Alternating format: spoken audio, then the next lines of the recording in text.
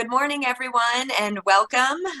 Thank you all for joining us back here for our final day of the Bretton Woods Committee's 2022 International Council Conference. We've really had a fantastic week of sessions, mostly online. We were able to have one session in person at the IMF on Wednesday, so thank you all for joining us there. And all week we've been discussing our conference theme of making multilateralism work. And we are going to continue that conversation today with a session on international trade and the World Trade Organization. And we are just absolutely delighted to be joined today by the World Trade Organization Director General, Dr. Ngozi Okonjo-Iweala. Thank you so much for joining us today. I know it's such a busy week, so we very much appreciate you taking the time. Thank you. And she is going to be joined in conversation by Mr. Jose Vinals, who is on BWC's board of directors and also, of course, Group Chairman of Standard Chartered. Thank you very much, Jose, for joining us today for your leadership at BWC. And I want to thank Standard Chartered also for supporting this year's International Council Conference. So thank you very much, Jose. Before I quickly turn it over to you, I just want to remind the audience that we will reserve some time for audience Q&A at the end. So if you have a question, please type it into the Q&A function in Zoom, and then I'll collect these and I will unmute individuals when it's time for Q&A. So without further ado, Jose, let me turn it over to you to kick us off. Thank you very much. Thank you very much, Emily, and good day to everyone who's joining this webinar. And Ngozi, is wonderful to be here with you in this virtual conversation, even if it would have been much more of a pleasure to be able to be both of us at the same place. But anyway, that will have to wait a few more days.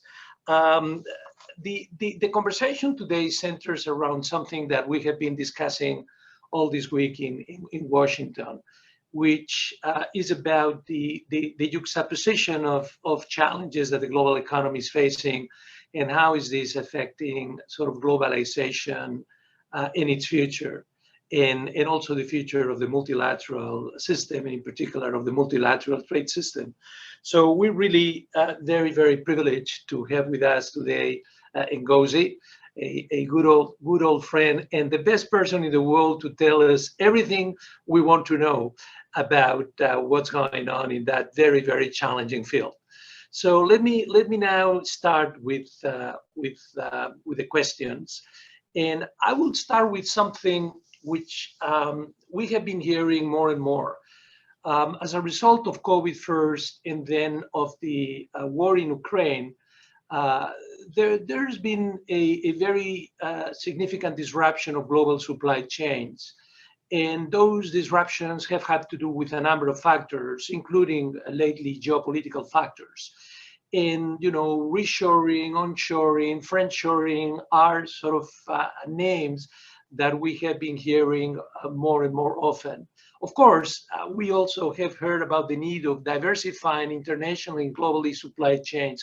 And I wanted to ask you, Ngozi, for your views on these sort of things that are cooking out there. And what do you think is the impact that all of this could have going forward? And what would you foresee between this international diversification of global supply chains and this sort of more retreating towards one's domestic or regional shores? Well, thank you, Jose. Good morning, everyone. And it's an absolute pleasure to be with you, Jose, and hopefully we'll catch up physically very soon. Yes, of course, the topic of deglobalization, reshoring, friendshoring is all in the air, decoupling, all these words, and there's a certain amount of gloom and doom in the air at the moment. So for me, we must also look for the opportunities in these challenges. It is true that the pandemic, the multiple exogenous shocks that the global economy is facing has shown us certain vulnerabilities with respect to supply chains. We've seen it in the pandemic. We've seen it with the war in Ukraine. We've seen a very big concentration of manufacturing, particularly in certain products in certain regions. So those vulnerabilities have led to this idea that, perhaps it's safer to reshore, to friendshore, and so on. And of course, we are all realists. Politicians have to look at what is happening in their domestic environment and respond to that, so that there will be some reshoring and some friendshoring.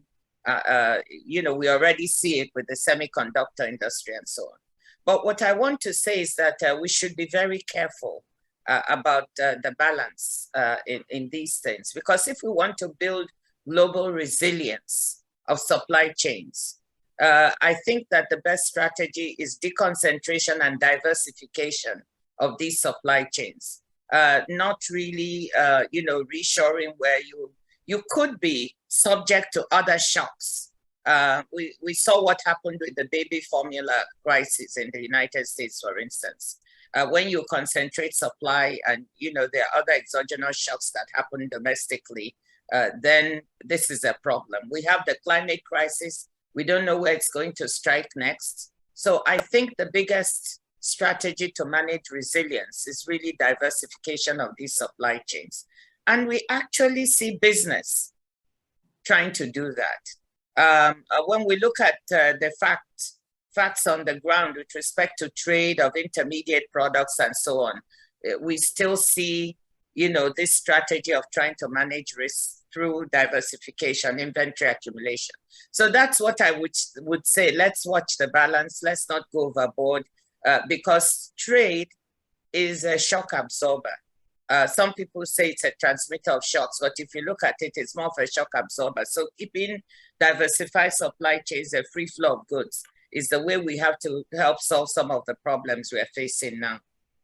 Yeah, and I think that's very important. If I may add, in our business, which you know well because you have been in our board for a number of years, we see a lot of corridors taking place across north and south, east and west, and a lot of diversification of supply chains, trying to build the resilience that you are mentioning. So we see that, and I would join you in voting for that as the preferred strategy, without forgetting some of the sort of national security issues that are important for a number of countries.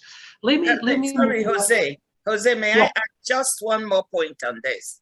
I actually see an opportunity in this.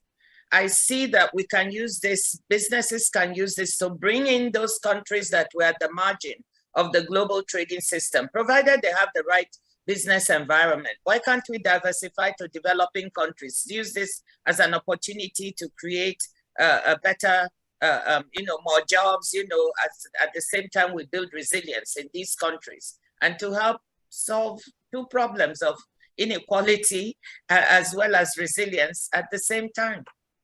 Yeah, I call it reglobalization. Reglobalization, great term. And in a way, you have already gone into the territory of the second question I wanted to ask you, which is about inclusion. And the first the pandemic and now the war really are creating more and more of an abyss between the haves and the have-nots, both in terms of within societies, but also across societies. And so the comments you made are very pertinent. But if I can bring in the inclusion side together with the sustainability, what are your prospects for making global trade both more inclusive and sustainable going forward? Because these are the two things where we really need to reset globalization in order to make it more fair, more equitable, and therefore more acceptable across the world. Well, Jose, I think that's a really good question and a very important one, because I think that in all these shocks we're facing, one of the things we must avoid as policymakers is, anything that would tend to exacerbate inequalities, whether within countries or between countries. So we see trade as an instrument that can help, that should be inclusive. We should use it to help solve the problem of inclusion. So let me talk about that first. And, people have said, some people view trade as helping to exacerbate inequalities. And it's true that in lifting 1 billion people out of poverty over these past decades, some people have been left behind. But if we deliberately target, how do we help SMEs, small and medium enterprises who have been left out to join regional and global value chains? How do we help women many of them who are also owners of these enterprises to better integrate. What rules do we have to put in place, as we make these agreements that would enhance the ability of SMEs to be included? On the supply side, what type of capacity building, what type of support do we give so that they can access the trade finance, for instance, in order to be able to grow their businesses? These are the things that will make it inclusive. And at the WTO, I want to say we're actively working on this. We just launched a trade finance report in West Africa with IFC yesterday, looking at some of the things that lie become challenges for SMEs to access trade finance, which, as you know, Jose, can be a very big problem in poor countries. We are trying to look at rules. We had one agreement recently last year, the Services Domestic Regulation Agreement, 67 countries, comprising 90% of services trade came together to try and remove the bureaucracy and the costs in the way of services trade. And one clause in that agreement spoke about no discrimination between men and women in services trade. So what I'm saying is trade, we can use it as an instrument both to make fairer rules that help to include those who have been left out, whilst at the same time intervening on the supply side to bring those marginalized in. Now, let me go to sustainability, where I also see that many people view trade perhaps as part of the problem. When we look at climate, the logistics of trade, some way goods that are traded, that they generate more emissions. But let's turn that around and look at trade as an instrument for sustainability and for greening trade. We are just launching a trade and climate report that shows that trade can be an instrument for adaptation.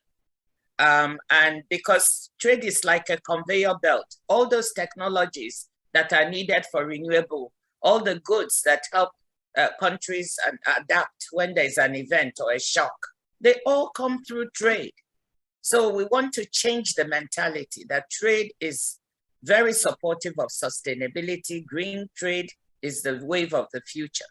And let me end finally by saying, Jose, that at our last ministerial in June, we got the first agreement that really speaks about sustainability in the WTO. This was the harmful fisheries subsidies agreement to curb harmful fisheries subsidies so that illegal unreported fishing of our oceans can be curbed, and we can have sustainable fisheries and sustainable oceans. So we're right in the middle of it at the WTO, talking about sustainability and about inclusion.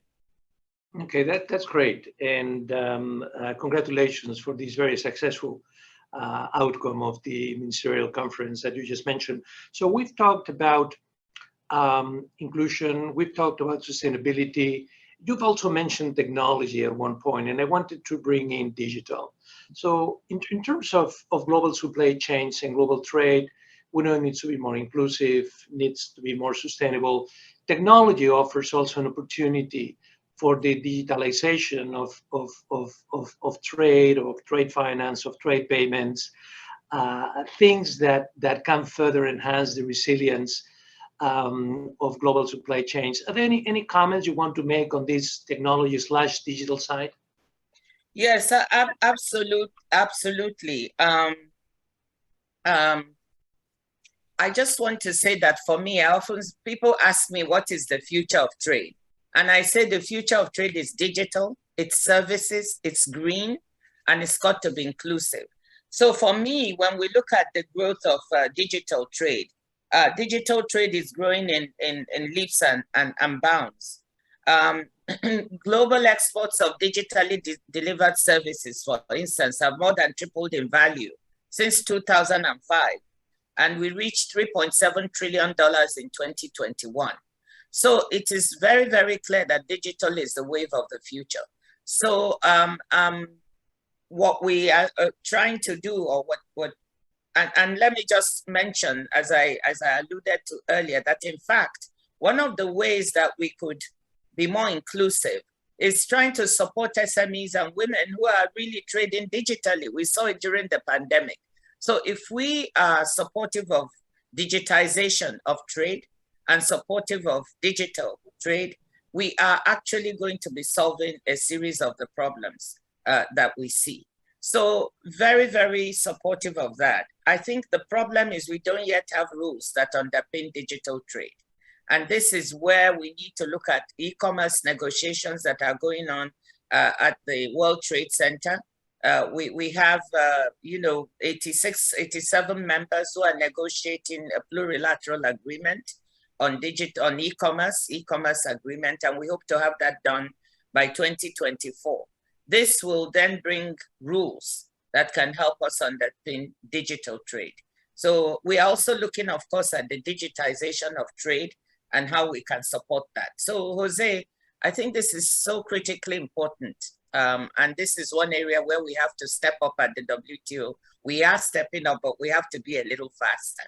Yeah, yeah. I mean, at the ministerial conference, one thing that you agreed is to sort of continue to extend the moratorium on electronic transactions. Yes. I mean, clearly you would prefer a more sort of permanent solution yes. to that situation, right? Absolutely. We are running two tracks. So the moratorium on electronic transmissions has been extended from year to year for more than 20 years now. And many members are seeking to make that permanent because they feel it's generating growth and jobs. There are other members who feel that, look, there's a huge revenue loss that they are going to suffer as trade becomes more digital. So we're trying to find how to square this circle and be able to support digital trade. So this is something we've said that by 2024, we must have a solution to this moratorium, either to make it permanent or do some other thing to take care of the problems that some members see. At the same time, it is clear we have to have, rules that underpin this trade. So on another track, we are negotiating these e-commerce rules, and we hope to have that done by the end of 2024 at the latest. Good progress is being made, but I just tell members that we have to be a bit faster because the world is moving much faster than us, and I'm always known to be too impatient. Yeah, absolutely, absolutely. And then there is something else surrounding the WTO, which is, I know it's complicated, which is the WTO's appellate body, which has been blocked and not able to function as intended. And in the ministerial conference, you came up with sort of a commitment to make progress on this, so that it could be fully and functionally operating by 2024. Given how important that is, I wonder if you could tell us, is this something that you believe is going to be delivered on time? Well, we're certainly going to try, Jose. I think it was very instrumental, and I want to thank members for this, that they agreed a timetable to deliver this by March 2024. Hopefully, I think the idea was that by the next ministerial, we should try to do this. Of course, it is clear that when making new rules, when the place where you can arbitrate those rules, when members don't obey them, when that doesn't function as well as it should, that begs the question. So this is why we need to really reform this system, the dispute settlement system. But at the same time, I want to say that, look, it's a two-level system and it's not completely paralyzed. There's the panel level where members are still bringing cases, and we have 7 that have been brought this year, and we have several that are ongoing. Members are also using other types of arbitration and mediation to solve their cases, and this is not a bad thing, that to have multiple approaches. But undoubtedly, we have to reform the main dispute settlement system. Right now, technical consultations led by the United States are going on between members, and that is a good thing. And we hope that by next year, we can really systematize these so that we can enter into a process that delivers on the reform. It's going relatively well, and we are grateful to the US for, now leading this process at the moment. So I'm hopeful. Okay, that's very uplifting to hear. Good luck with that. We all welcome that happening. Let me now bring China into the conversation. And China became a member of the WTO a bit over 20 years ago. I think that the integration in the global trade system has been a phenomenal success story for both China and the rest of the world. But lately, there have been some sort of concerns about the Chinese sort of economic governance, the WTO's commitment to free market ideals. How are you managing those things inside of the WTO in order to make things move in the right direction, bearing in mind that geopolitically things are quite complicated as well? Well, thank you, Jose. This is a very topical question. I think when China acceded in 2001, the speed with which the Chinese economy transformed and in a way also helped transform the world took everyone by surprise. At the time it acceded, China's share of world trade was about 4.3%. And its exports were about 266 billion. Turn around in 2020, 2021, it's about 15.1% of world trade with exports of 3.35 trillion.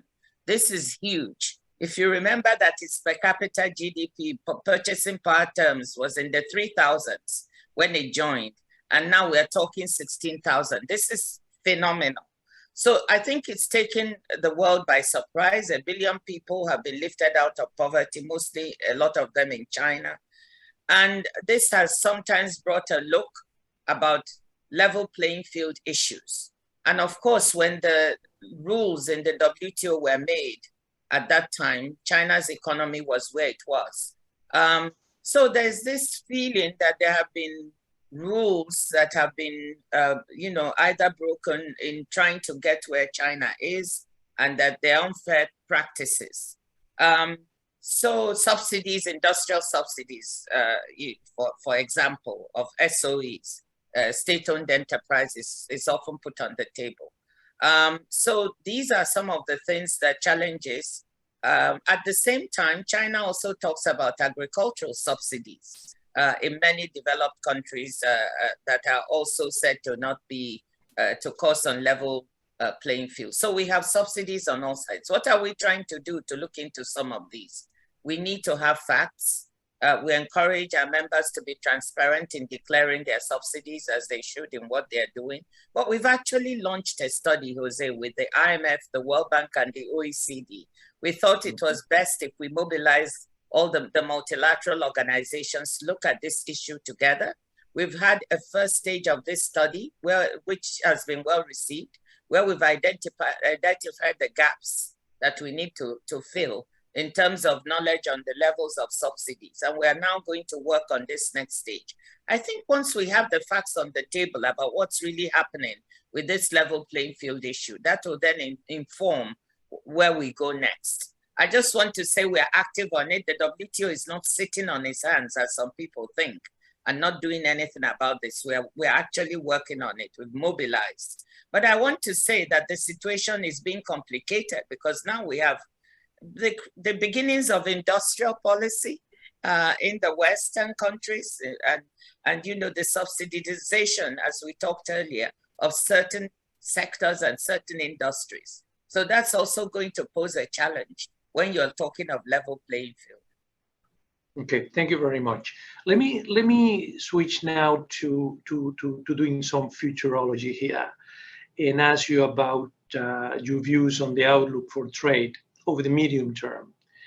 And as we know, global trade was growing above GDP until the global financial crisis. Then things happened, and since then things have never been the same.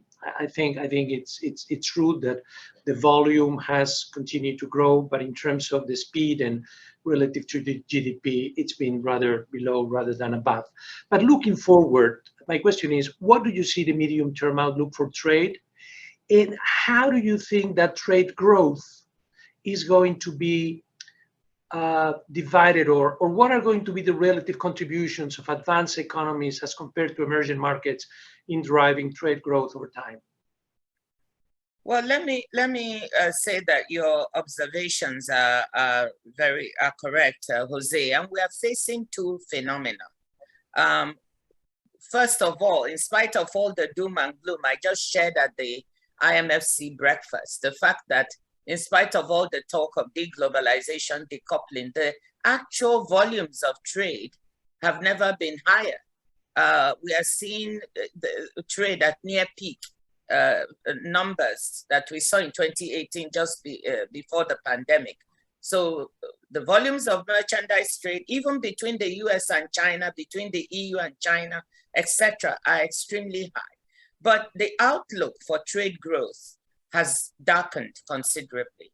And we just released our forecasts, where we are now predicting a 1% growth in merchandise trade for 2023 as compared to the 3.4% we had predicted earlier in April. The one thing that is very troubling about these forecasts is the level of uncertainty around the forecasts. So it's very difficult. For the first time, there's so much uncertainty, Jose, whether it's what will happen with the war in Ukraine, what is going to happen with climate change, whether we're going to have a resurgence of the pandemic. There's a level of uncertainty around these forecasts that is troubling. But at the same time, we see that we are looking at faint growth, as I said, very faint growth next year in all regions except Africa and the Middle East. There's more robust growth for those two regions this year, 2022, because of the commodity and oil price boom. But next year, we see growth turning negative. So we look at regions. That's why I'm talking of those two regions, which of course you have poor countries and emerging markets as being more hit, as we go into the following year. So the outlook for us is not promising, and for poor countries, it's worse than for richer countries. Okay. One would hope that over time things have redressed so that trade can continue to grow at healthy rates, and also that the contribution of emerging markets and developing economies to the global trade growth is significant, because as you said, it's very important that trade becomes an instrument towards increasing the standards of living of so many, people in the world who are going through a difficult situation. So, let me perhaps, Jose, support you very strongly and repeat something I said at the IMF meeting this morning, which is that if we want to recover, certainly what to do is not to try to restrict trade. If we want to recover, we must support the free flow of trade, because that's the only way we are going to recover faster. Yeah, and if we think now of the role that the WTO can play, and this will be my last question, in making that scenario happen, after your ministerial conference and thinking of the next few years, what would be your top priority regarding the role of the WTO in this domain? Well, I think 2 or 3 things. When I look at the WTO must show itself to be relevant to the issues and challenges of the time. So my top priority is for the WTO to be seen as helping to solve the problems that the global economy is facing. So in that regard, the high food prices that we're experiencing now, WTO members agreed, and I give them a lot of credit. 2 things. 1, to try and keep export restrictions and prohibitions to the minimum, because they only help to exacerbate the food price problem where you throw them in. I must confess that at the moment, 2 months ago, we were going in the right direction with restrictions actually going down. That we phased out 15, we were down to 42. Now we are back up to 11. So I want to use this medium to say to our members, please, let's reverse this trend, because this is a responsibility that you undertook to do for the world. The second thing that was good is that all members took a decision, binding decision, not to have export prohibitions or restrictions on humanitarian food supplies and procurement by the World Food Programme. And this is significant. It was being debated and argued for 10 years. Now we agreed on it. This is a material contribution to the problems we face in the world at the moment. So it's my priority that we show ourselves to be helping to solve this. I think, another area of priority is sustainability, where we have demonstrated that members can come together to agree on delivering a sustainable development goal that has been asked by the world community, SDG 14.6, on the sustainability of our fisheries and oceans, which is also part of our food supply. Members came to a multilateral agreement to do this, and I'm very proud of that. My priority there is for us to negotiate the second phase of this and to deliver it. So helping the world to feed itself is a very top priority. I think the other ones are for business. We must do the right thing when it comes to digital trade. This is helping to create jobs in many countries. It's young people and their startups, services trade. We must find a good answer to the moratorium on electronic transmissions and complete the e-commerce negotiations that we are undertaking right now. That's a top priority. And finally, climate. We are in the midst of a climate change crisis, whether we like it or not. Trade must be seen as part of the toolbox of the solution. And our report that we're doing on trade and climate, which we shall launch at COP27 in Sharm el-Sheikh in a couple of weeks, shows that trade is a strong adaptation tool. Without trade, countries will not be able to get the technologies they need, to lower carbon emissions. They won't be able to get the supplies they need when they have events so that they can adapt to the situation. So we are turning this around to say trade is relevant to a low carbon emissions world, and trade should help deliver net zero by 2050. So we also have WTO reform, final priority. WTO reform, we must pursue it. We talked of the dispute settlement system, but we must reform our negotiations and our monitoring functions and our rules. Some of our rules we talked about that may be outdated to make sure we meet the 21st century issues that we have before us so we can be relevant for people and for business. Okay, thank you very much, Ngozi. This is great, and you have already given us a blueprint of what are the things that you're going to try to do during your tenure. And you ended up with WTO reform. And this is something which is very important, generalizing from the WTO to other multilaterals. This is something which is very much at the heart of the Bretton Woods Committee.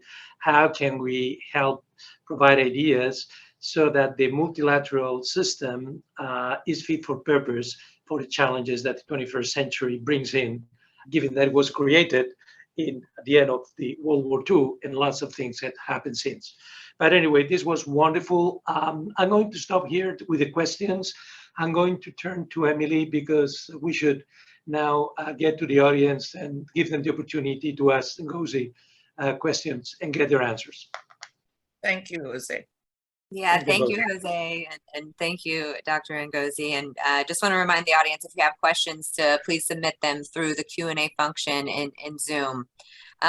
We do have a question picking up on Jose's point about WTO reform and multilateral reform, and this being really at the core of what the Bretton Woods Committee does, and something that we're going to really be looking at going forward.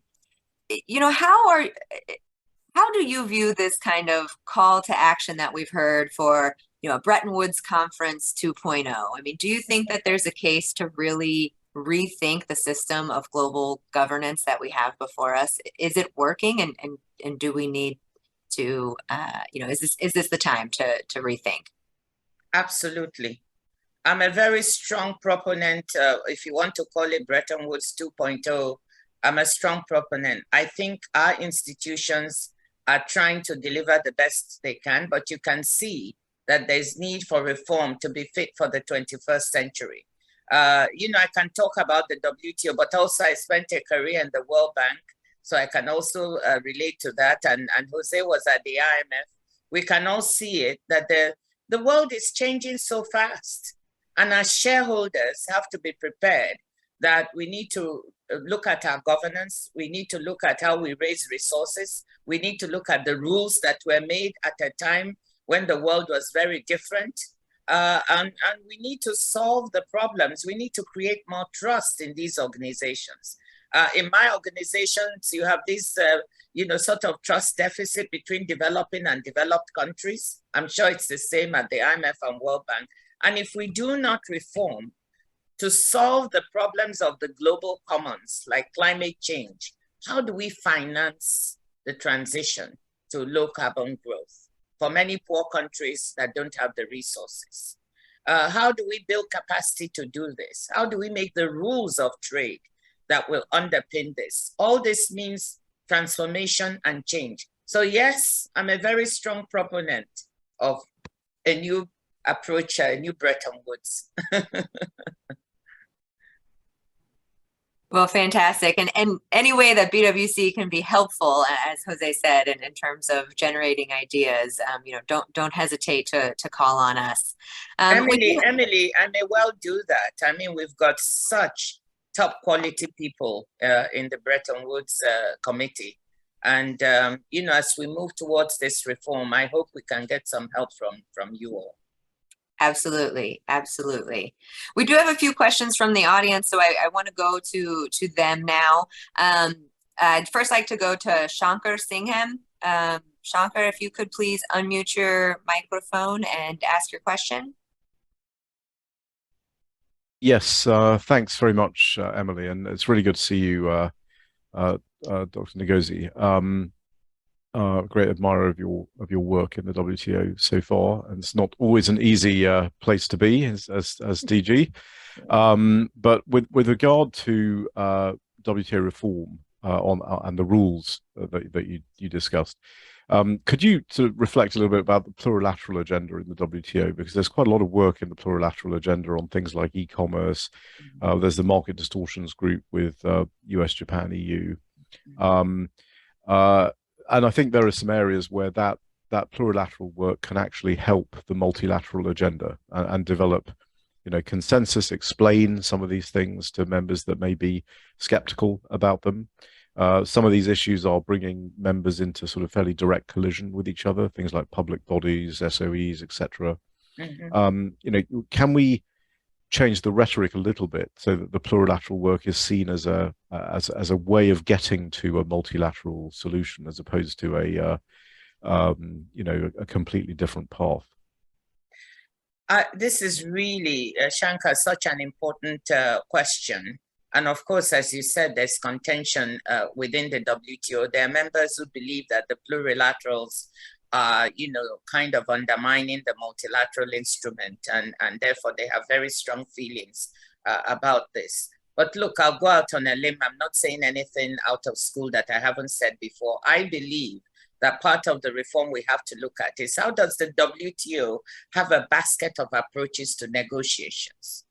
At this point in time, with the world rapidly changing, we need multiple instruments. And the multilateral is, of course, the preferred instrument where everybody is around the table and has a voice. But when things are moving so fast, the plurilateral instrument can also offer advantages.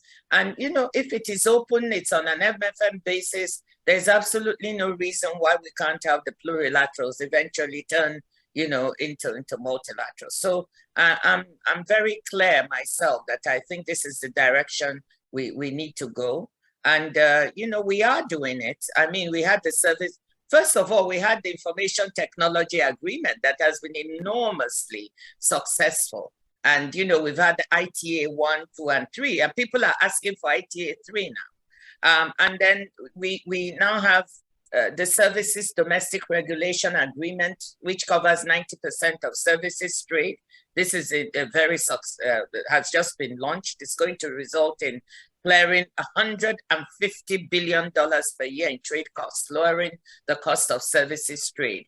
And then as you said, we have the e-commerce, and I mentioned before, negotiations ongoing. We have investment facilitation going on. So this is a dynamic instrument, Shankar, that I think, we should find a way to have a dialogue that brings us together on these instruments at the WTO, and I think it can be done. Thank you, Dr. Ngozi. We do have some more questions, but I promised to get you out of here on time. So I think I'm going to leave the audience Q&A there and just give Jose and Dr. Ngozi a minute to say a final word to close us out. And any final thoughts? Maybe one thing before Ngozi concludes. Yes, although this week here in Washington, it seems that all is gloom and doom, all is not gloom and doom. There are some positives on the global economy. There are some opportunities. Your opening sentence, Ngozi, was, in spite of all these challenges, we need to find the opportunities in these challenges. And I think that the conversation we've had with you today, which I think has been fascinating and super insightful, gives us a number of clues of what these opportunities are. And for all of us who are friends of trade and friends of a fairer, more equitable and sustainable globalization, I think that you have charted the path ahead. So all the very, very best in your endeavors. I know you're a very capable leader, that you get things done. So best of luck in advancing in this ambitious but extraordinarily important agenda for the world that you have delineated. Well, Jose has said it all, so I'm not even going to try to top that. He summarized it so well that trade is part of the solution to all the problems. And there are some silver linings in these dark clouds, some opportunities. So thank you for having me. It's a pleasure to be with Bretton Woods. I believe in you all totally, and look forward to having your support. Thank you. Thank you to you both. Thanks, everyone. Bye-bye. Bye. Bye. Thanks, everybody.